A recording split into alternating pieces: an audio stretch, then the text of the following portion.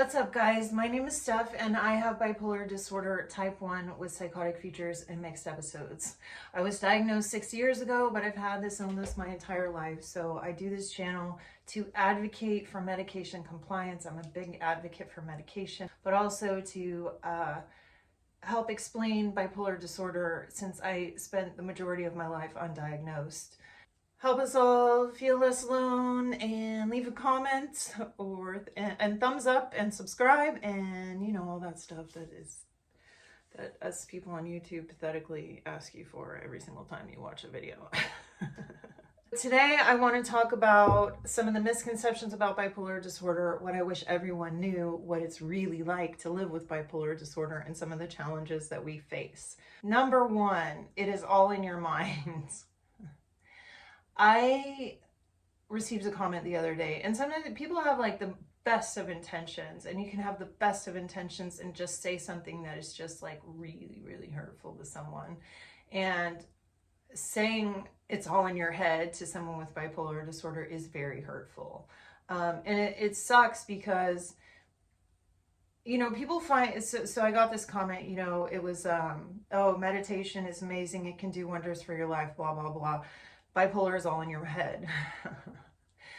I think meditation is amazing. And I've meditated 2 days in a row now. I'm really proud of myself. I'm trying to go on a streak. I'm trying to do it every day. But the number one treatment for bipolar disorder is medication. And meditation is not going to fix your bipolar disorder. It will help you manage your symptoms and things like that. But the reason why this comment is so hurtful is because you would never say that to somebody who has cancer, or somebody who has Tourette's syndrome, or somebody that has Alzheimer's.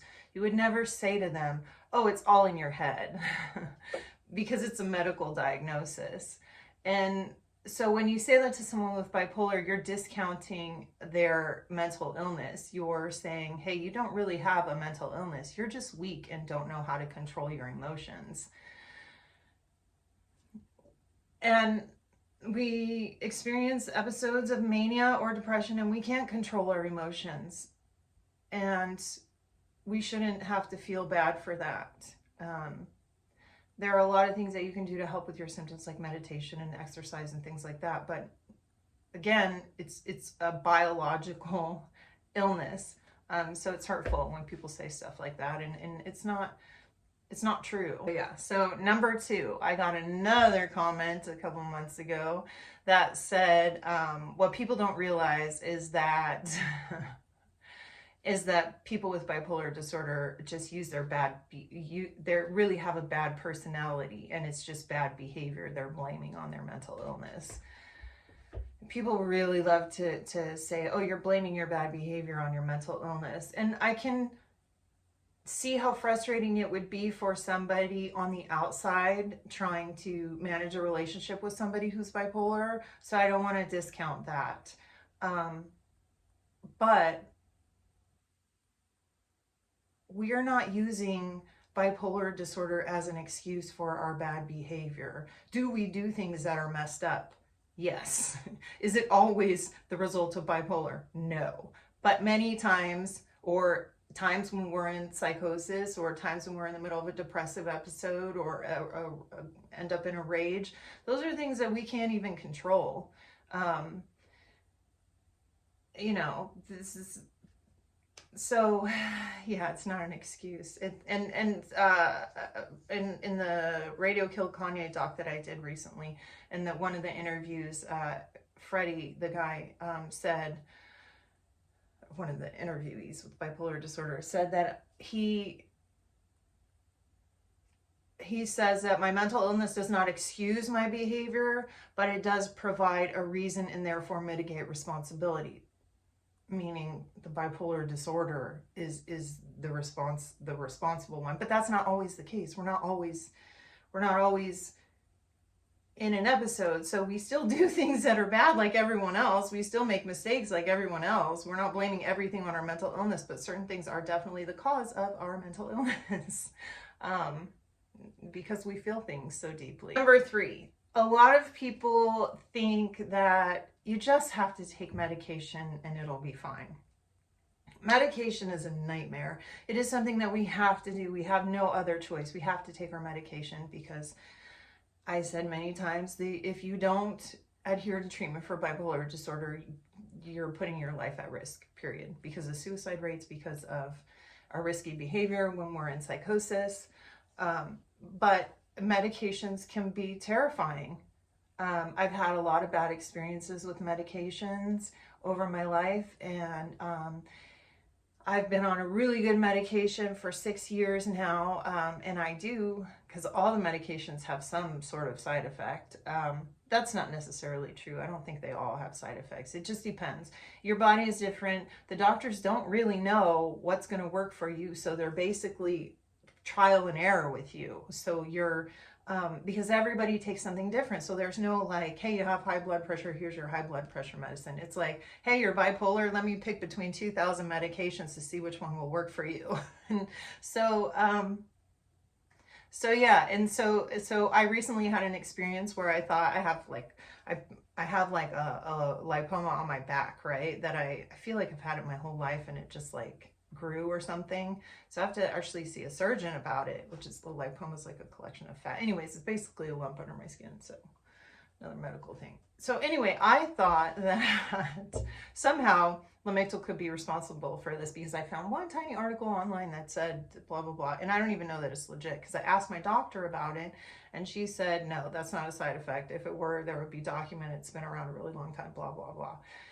But in the process of waiting and doing the whole Google thing, which is a terrible idea to do when you're prescribed a medication, don't start Googling how many people had bad reactions from this. Just go with the flow. The reason that I had a really negative experience with medication when I did is because my doctor was not listening to me. I was reporting side effects and the doctor was not listening to me. And so those side effects kept compounding into something really terrible, which if you watch my my first 3 psychotic episodes, I'll put a link below, episode, I talk about that. Having to do, when I went wanting to try and make this connection, because I want a reason, I ended up terrifying myself, because then I'm like, oh God, what if I have to change medication? Like, because there are side effects for every medication. Weight gain is a big one, which also causes a whole nother problem, because then you're at risk for diabetes or high blood pressure. Some of the medications cause liver damage. Some of the medications cause high blood pressure. So it's trial and error with the medication. You have to find a psychiatrist that you really like. The average person with bipolar disorder is on an average of 6 different medications. And it takes a long time to get to that combo. So it is not a fun process. You don't go to the doctor and they say, hey, here goes a pill. It's more like, okay, well, we're going to start you off on this, and then we'll steadily increase it so that it builds up in your system so that it can start to affect you. And then if that doesn't work, we're going to add this. And then when that doesn't work, we're going to add this. And then, oh, you're having this side effect from that medication, so here's a pill for the side effect. So it's a life-threatening chronic illness that we have to treat, and it's not fun. 4 is that a lot of people use bipolar to describe people with really, really crappy, like say you work with someone that's like really just a jerk all the time, and people will say, oh, they're so bipolar. People have come accustomed to identifying a horrible behavior and a horrible person with bipolar disorder. And it's almost like they think we are either really, really angry or really, really sad all the time. And that's not true. We have a euthymic period, which means when we're not experiencing symptoms of mania or psychosis, we still feel everything much deeper than the average person. Things don't affect us like they affect everyone else. But we're not always experiencing symptoms. We're not always being angry, and we're not always in our bathroom crying on the floor. We have a very happy, shiny side of ourselves too. Number 5, getting a diagnosis. Getting a diagnosis is a nightmare. You're often misdiagnosed. So many people are misdiagnosed. I was misdiagnosed over and over again. Sometimes we're misdiagnosed with bipolar disorder. Sometimes we're misdiagnosed with depression and we have bipolar disorder. And sometimes we'll go on antidepressants and that can send us into mania. So it's really hard getting the diagnosis, and not only that, you have to suffer in order to get that diagnosis. In order to be labeled as bipolar, you have to go through a psychotic episode. You have to have that, or you have to have, in order, if you're bipolar 2, you have to have a period of severe depression where you don't want to wake up the next day and you're trying to find out ways not to, or you know, you're super hypomanic and making 500 million plans and never going to complete any of them. Getting a diagnosis can feel like a huge relief, and it can feel like I don't even have words to explain how I feel about my diagnosis. I can't even begin to go into it. But it's a very emotional thing, and it can be very frustrating. It can be, you know, hey, it's like a for the rest of your life diagnosis, and it's one that everybody associates with horrible things. With, you know, we're the people that you see on the news that have done something bad. We're that group of people. So that kind of sucks. Number 6, therapists and psychiatrists. Ooh, getting a therapist is really hard. It's hard to find someone that you connect with, but more so than that, therapists do not want to necessarily work with someone who's bipolar. Or I would imagine people with schizophrenia face the same thing. It's kind of that thing like, remember that movie? It was I See Dead People movie. Hear No Evil, See No Evil, I think it was called. I don't know. But the guy is like a mental patient, shows up and harms the guy, and that's the whole premise of the movie. But I would imagine some psychiatrists don't want to take on people with severe psychotic illnesses, because if they go off their meds, it's very easy to find someone nowadays and stalk them, which is a behavior that a lot of people with bipolar disorder partake in. Stalking, that's a symptom that some people do. So yeah, it's hard to find a therapist. I had to make a lot of calls to find a therapist, and I finally found one, and then that worked great for 4 years. And then insurance stopped covering her. So then I did a few online therapists, but you get it. Like it's hard. It's a whole nother thing, and it's a crucial part of your life if you want to survive. Like, you have to do intensive therapy, you have to do the work, you have to, you know, do all those things that normal people don't have to. Number 7, the notion that medication will fix everything. It's really, so I didn't really understand how helpful the medication was, but it doesn't fix everything, but it is really helpful. And I didn't realize how helpful it was, because you don't really notice, because you're not supposed to feel anything when you're on the medication. You're not supposed to feel any different if you, what? I shouldn't say that, because maybe that doesn't apply to everyone, but you're not supposed to feel like you're on medication. You're not supposed to feel like you're not yourself. So when I became very upset, and I ended up, now that I'm on medication, and I ended up starting to have to adjust medication and seeing the difference and just how much the medication helped it, then I really noticed, like, it's really helpful, and it really works, and everyone should take it. And I wish it wasn't so hard. But it doesn't fix everything. We still struggle. It's still a daily struggle. The way the outside world looks at us, the way people think, it's hard not to feel like you're weak. It's hard not to feel like you're crazy. But yeah, so that's everything that I can think of that I wish people knew about bipolar disorder. The other big one that I didn't talk about is insurance and money. It costs money to have a mental illness, and not everyone has insurance. In certain parts of the world, people don't have money at all, or healthcare systems to help with their mental illness. So if you are somebody like that, I'm sorry. There's a lot of online resources.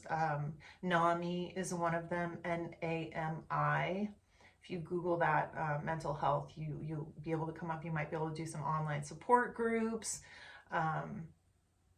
if you, but you know, I'm just saying, like we're really fortunate here. And insurance is really, really a pain. It's really hard. Certain parts of the world it's not as hard, and in certain parts of the world it's way harder. But yeah, those are some of the challenges. Let me know what you think, you guys, what's hard for you. There's so much more. Relationships is a big one, but I have a bunch of videos on those as well. I'll leave a couple links below for like making amends and stuff. But sounds like it's time for me to go.